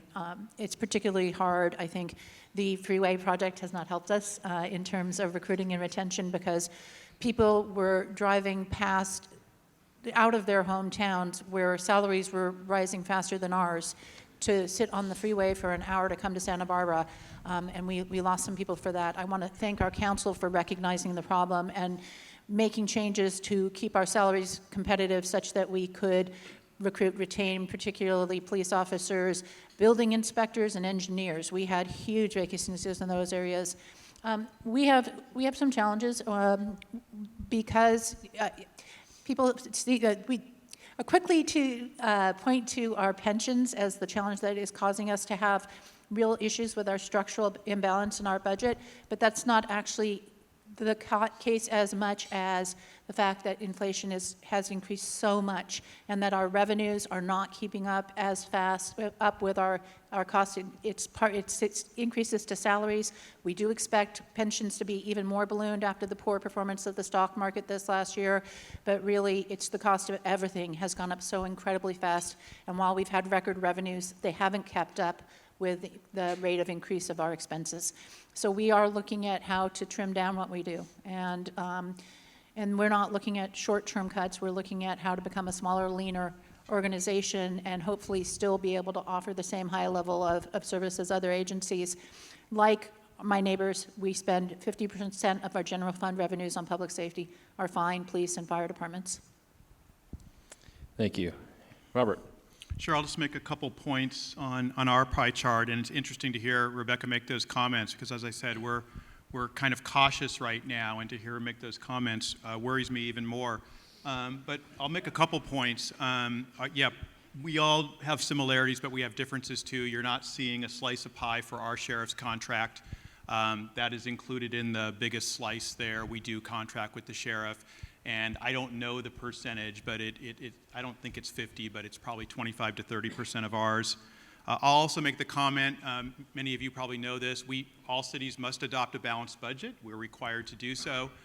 So Rebecca will be doing things to figure that out, as we all will. But we also do carryovers for one-time expenses, and there has been some one-time expenses for government. So I don't know if anyone caught it, but our expenses are substantially higher than our revenues. That's not because we have a structural deficit right now, but we had some huge carryovers for either capital projects or ARPA funds. Could have been that. All right, well, so now let's move to kind of the Q&A portion of this. You've all talked about some changes that have happened in revenue expenses, but what are the top 3 changes your communities can expect in terms of current and future revenue and expense? And Robert, we'll start here. Sure, thank you. Thanks, Trevor. That's a great question. I probably put the most thought into this question. What are the changes? What are the challenges ahead? And I'll start with the easy one. We did pass the 1 cent sales tax Measure B, so that's a big change for us.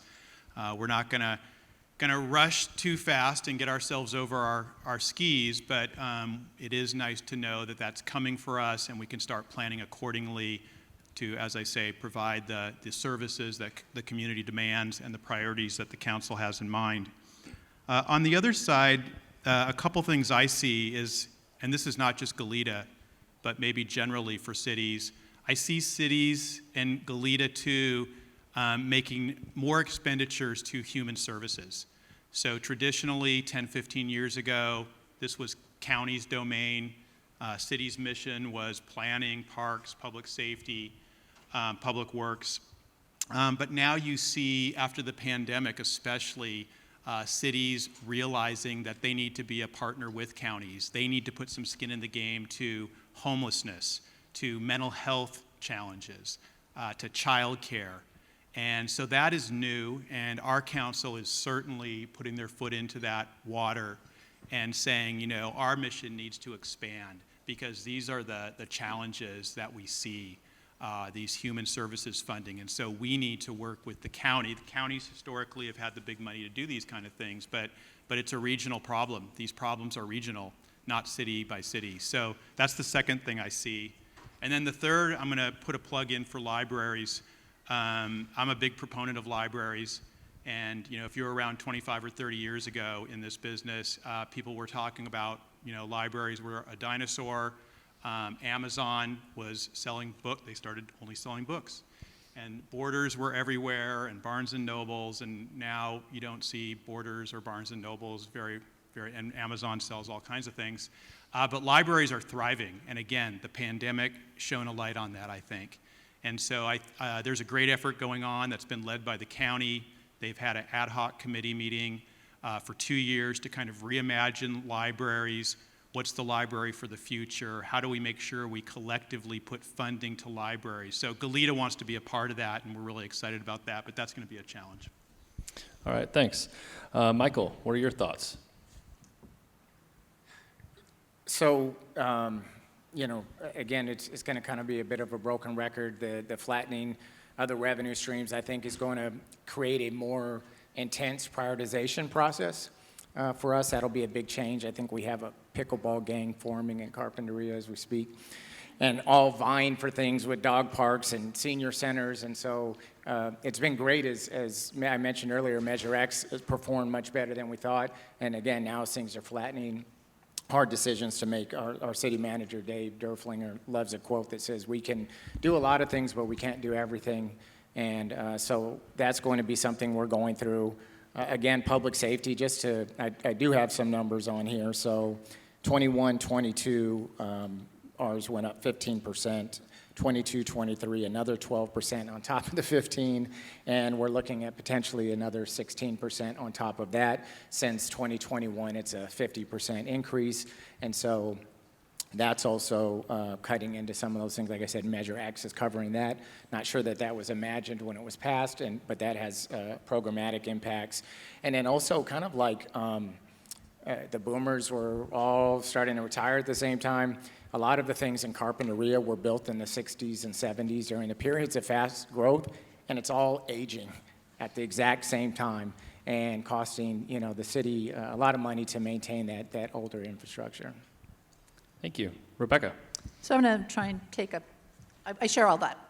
But at the city, what we're trying to do is we're really trying to look at how we do business, what we do, and how can we do it more efficiently such that it costs us less to do it. And so one of the things I'm hoping that you'll see is a more efficient service delivery. We've certainly put a lot of time and effort into trying to make our land development processes easier and smoother. Still a work in progress, but made some real good steps in that you heard from our mayor, such as on-demand permits for simple things like solar systems on your roof.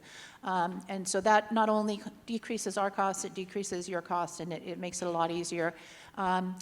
We will need to assess whether we continue providing all of the excellent services we do or whether we start to reduce services. And part of that will be a conversation with our community about what they would like to see from the city and what they're willing to support from the city in terms of providing the resources for those services. And so I think that will be one of our big focuses in the coming years. And then we recognize, as has been said by my colleagues, that our biggest resource really is our employees. I'm so proud of the city of Santa Barbara employees, and I'm sure I could say the same for Goleta and Carpinteria. We have fantastic people working for us, making sure that we are making the changes that we need to make while supporting our employees, and that we are continuing to invest in our employees, because just like investing in development of a company, investing in the development of your employees when they are the ones that are doing the work that you need to have done, pays returns, pays dividends. And so that will be a strategy that we are employing, not a strategy of asking our employees to do more with less. Thanks. And Rebecca, we're going to stay with you in the next question. I think we've touched on this some, but specifically, what are the major barriers and constraints that the cities are facing in the near future, and what do you see as the city's ability to overcome those? So a really significant constraint, and we've talked about this a lot, and it is a broken record, but it's more stuck than broken, is the issue of housing, and having housing that our workforce can afford to live in. And we talk a lot about affordable housing, and we're fortunate in this county to have a very high number of affordable housing units. I think somewhere close to 20% of the housing inventory in Santa Barbara is affordable, restricted housing. What we don't have is workforce housing. And increasing competition for the housing that is affordable to people making between 80% area median income to 200% of area median income. That's $160,000 for a person of one. Having trouble finding housing and being able to afford housing in our communities is a huge barrier. It's a huge problem for all of us. So trying to work to ensure that our housing that was built for workers, for local families, is available to workers and local families. Our first step to that, we have existing rules about short-term rentals prohibiting them in many parts of the city. We have struggled to have compliance with that. We are going to be working very hard and putting a substantial amount of money into restoring that housing stock through enforcement of short-term rentals with any luck, assuming that our council supports that expenditure. Robert, how about you? Yeah, my colleagues have both mentioned it under other questions, but I would agree with this as a challenge, and that's, staffing. We've probably had a third of our staff turnover in the past 2 to 3 years, and now we're having challenges finding staff and being able to keep up. And so that is a challenge. We do find the staff, but then we're constantly onboarding, and when you have so many new staff, that's a challenge as well. And then we want to attract, obviously, the smart and energetic people, and we want to retain those people. So that is a challenge for us. One other thing I would mention that is maybe the opposite of that a little bit that I see as a challenge. One of the things employees want is a flexible workspace. Hybrid workspace work environments are not going away, and I have begrudgingly accepted that. But I do think it poses a challenge, and I see it. There just is something missing for me. Maybe I'm going to soapbox for a second, but there's something that you just don't get on the screen when you're meeting with your employees. And so I don't know what to do about that. I want to entice new employees, but they all want flexible work schedules, which I understand. But there is something to be said about collaboration and losing that collaborative spirit of meeting face-to-face with your colleagues and brainstorming. So I think that's another challenge.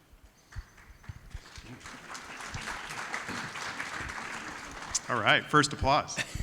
Congratulations. Michael, what barriers do you see for Carpinteria? The opportunities for revenue growth in Carpinteria are fairly low. We're built out, and you know, another thing is that our community is evolving. We're shifting. Our demographic is shifting to an older population, and so we're looking. You know, we're looking to evolve our services. I'm proud to say, Councilmember Solorzano is here. We're part of the Ad Hoc Senior Services Planning Committee, looking to stand up senior services in Carpinteria. We will all be seniors at some point in time, so you can all clap if you want, but we're excited. And so, you know, just like Rebecca said, we are just looking at other potential revenue streams and the way that we can be more efficient with what we have and not lower our service. All right, well, next slide will be about economic development, which is obviously near and dear to the Chamber's heart. Michael, there's been a trend recently that cities are focusing more on economic development. What do you see happening in Carpinteria? So this will be a lot in line with what Mayor Clark said in terms of his three key things and the balance. We have what I think you might refer to as an asset-based economic development strategy. When you think of Carpinteria, you think of things like, you know, a small, quaint, throwback beach town. You might mention our harbor seals. You might mention our trails and open space.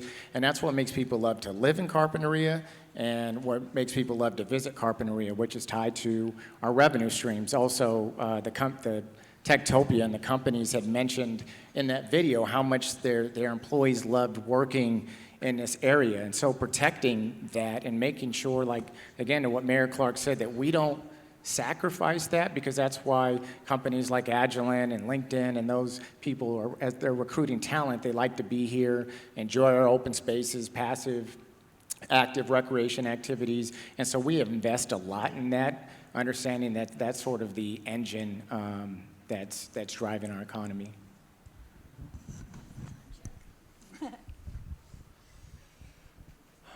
All right, we're over time. We're going really fast. I feel like we are doing everything we can to keep this thing moving. So thank you for sticking with us. We are going to jump ahead to topic 6, which is housing. And we want to give each of you the opportunity to talk about housing. Obviously, Kristen introduced the roadmap to recovery, the way home, and I'd love to hear what each of you have to think about housing. You've touched on it already. It's such an important issue for our community, and Michael, I'll let you take the first stab at it. The way we think about it is that the housing crisis is not just one crisis. There's 3 different crises, is that a word? That there's not enough housing, there's not enough affordable housing, and then there's not enough special needs housing for people experiencing homelessness. And so, you know, what Mayor Clark referred to is that about trying to strike that balance. The Carpinteria had their regional housing needs assessment numbers are at about 900, and over 400 of those are supposed to be low and very low income housing, and that doesn't just happen by production of housing alone. There's a lot of subsidies there. I think we ran some general numbers, and it was like $300 million in subsidies would be needed to build the amount of affordable homes that we needed to have built. And so Cal Cities is an organization that's actually advocating right now for $3 billion in funds to help with building affordable housing. That's just the tip of the iceberg for that, and that's just a reflection of what is truly needed to meet this goal beyond production, and that's what our council and our staff are trying to work towards. Thank you. Rebecca, how about you? So I'll echo that. I won't repeat it. I will say that there is a big focus on affordable housing. I think where there also needs to be a focus is on workforce housing, what I call workforce housing, or that missing middle housing. And whereas there are tax credits and other programs for affordable housing, there's nothing to assist the missing middle housing. And so if you have a choice of building market rate or building affordable, you build market rate, and it's not affordable to the missing middle. I'm going to go a little rogue, though, because we did jump one subject that I want to talk about. Because one of the things we're going to talk about, and it's very much linked to housing, and I can get through it a lot fast, is homelessness.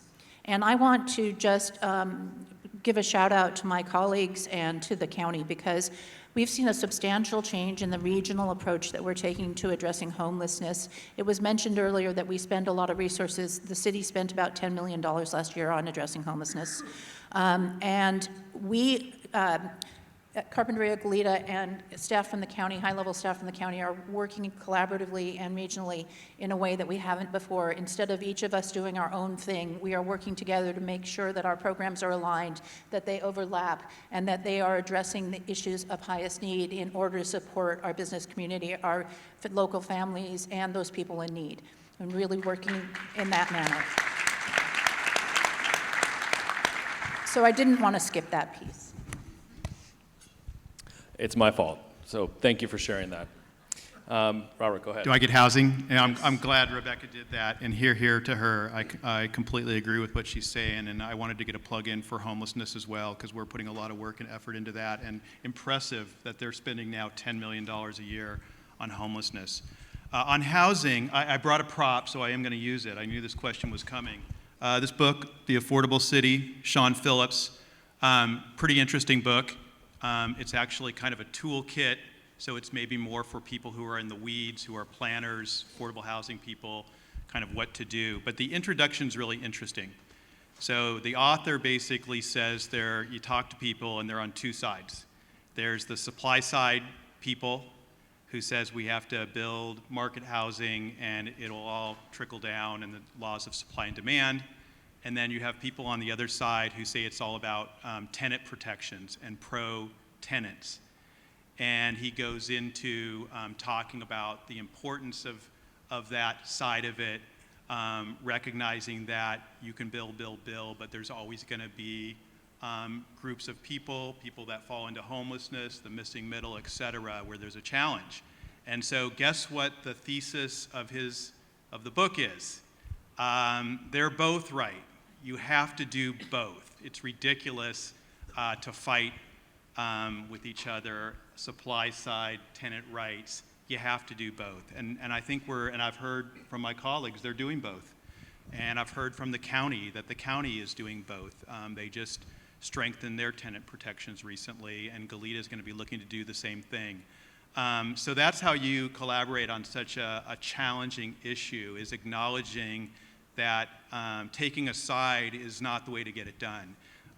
Yes, we need to build more market housing, but we also have to put our attention into stabilizing for tenants and acknowledging that sometimes, supply and demand don't work. And the housing market is a great example because it's such a big investment. People don't like to move around frequently, so it's a challenge. And then, of course, we do need some government subsidy, and that's how you get affordable housing through various means. And so I think we're doing those kind of things in Goleta, and we could obviously go on for a long time on housing, so I'm actually glad we skipped to it, but thank you. Yeah, and I just want to add one more thing, which is that since 2012, the state legislature has passed 294 bills basically taking local control of housing away from cities. And there's a whole nother slate of them coming. So the ability, we all want housing, but I also think we all want housing that fits our communities. And where we don't have is what the state is not giving us is any resources to build that housing.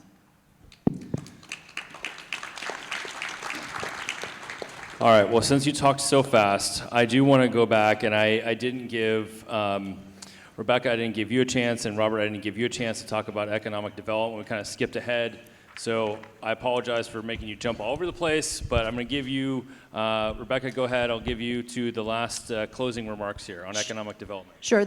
I can be real quick on this. The primary thing we're trying to do with regard to economic development is really cultivate a business-friendly culture from our staff. So the question is how we can help you. How can we help you get it done? Having seminars for businesses, teaching them to offer assistance on things like ADA compliance, we are hoping to have somebody who will basically be a navigator for businesses to help you get through our development process, whether it's tenant improvements or starting from the very beginning, ground up, so that we can get you through faster. We think the sooner we can get you in business, the sooner we can get you back in business, the more money you can make, the more you can support your employees and our local economies. So really, it's really changing our mindset, keeping a focus on it, and trying to make sure that we are really being pro-business when you walk in the door. Thank you. Robert, last words. Final words. Well, I love the video, Techtopia. I hope the college students pick that one up and use it instead of Deltopia next year. So the city of Goleta, and the mayor mentioned it, she focused a couple slides on the effort we've been in coming up with an economic development strategy for Goleta for the future. Again, coming out of the pandemic and recognizing that the economy has changed forever. It's different.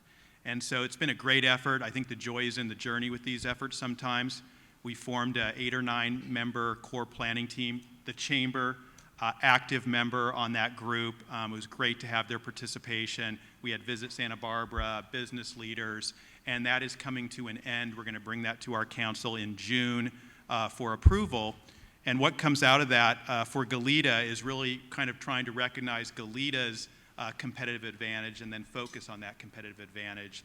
And so there's probably 25, 26 initiatives that are coming out of that. I will just hit 3. The first one, promote Goleta as a tech hub. That's in there. Small business loan fund, so recognizing that it's hard to access capital for small businesses. And then the final one I'll hit on, and we didn't really get to this, is incentivize employers to invest in childcare. Again, I mentioned, our commitment to social and human funding.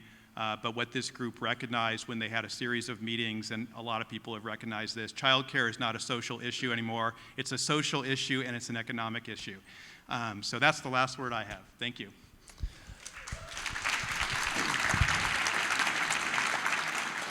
All right, I want to thank you very much. I apologize that we rushed through that. You 3 did a wonderful job. If any of you that are still here, and thank you for sticking around, want to pick their brains later, maybe they're running out, maybe they're not, but there are some topics, unfortunately, we didn't get to. Joey, I'll turn it over to you to bring it home, but thank you again. Appreciate it. Thank you to all of our elected officials and city leaders for sharing insights with us today, and we'll see you at our next event. Thanks, everyone.